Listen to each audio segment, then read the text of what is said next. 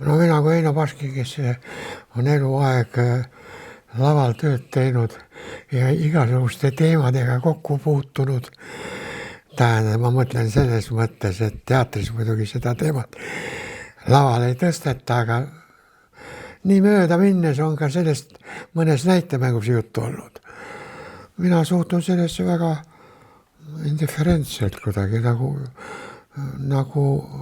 ma ei omista sellele mingisugust tähelepanu. Mina omalt poolt ei pööraks sellele mingisugust tähelepanu. Ma olen usklik inimene üldiselt. Kirikut ka külastan.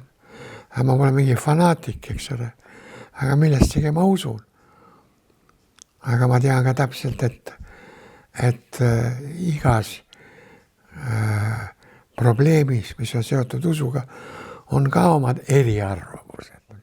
Aga kõik, mis puudutab täiskasvad inimesi,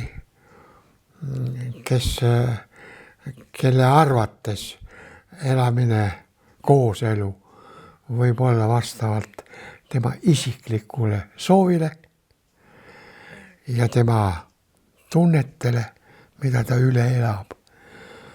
Antud situatsioonis oleks minu arvates täiesti normaalne.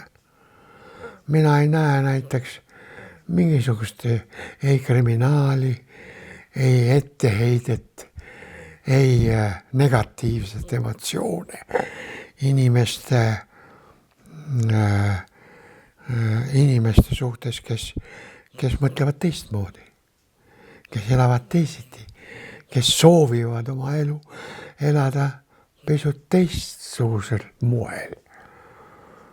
Ja me teame väga palju suuri kunstnikke maailmas, näitlejaid, muusikuid, kes on eluaeg elanud sellist elu ja keda hinnatakse kogu maailmas selle eest, et nad on kunstnikud, et nad on väärtusi toonud kunstimaailma, olgu muusikud või heliloojad, olgu näitlejad või ei tea, kes veel. Aga mitte see, kuidas nad elavad ja kellega nad elavad. Mina suhtun sellesse nii. Minul endal mingisuguseid kogemusi ei ole. Ma olen 3 korda elus olnud ja küllaltki õnnelikus abielus.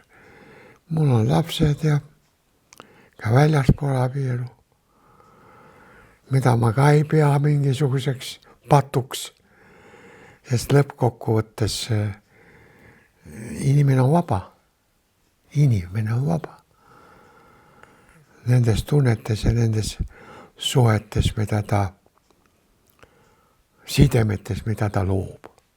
Nii oleks minu arusaam selles küsimuses.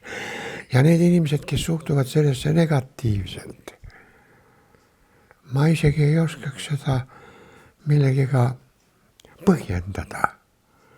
Sest see on minu arvates niisugune väga subjektiivne kampaania. See on 1, 2, 30, 100 maksimum, võib-olla, ma ei tea, paari tuhande inimese probleem, mida püütakse teha väga suureks, et umbes, et protsentuaalselt peaaegu kõik on selle vastu. See on muidugi nonsenss. Selles mõttes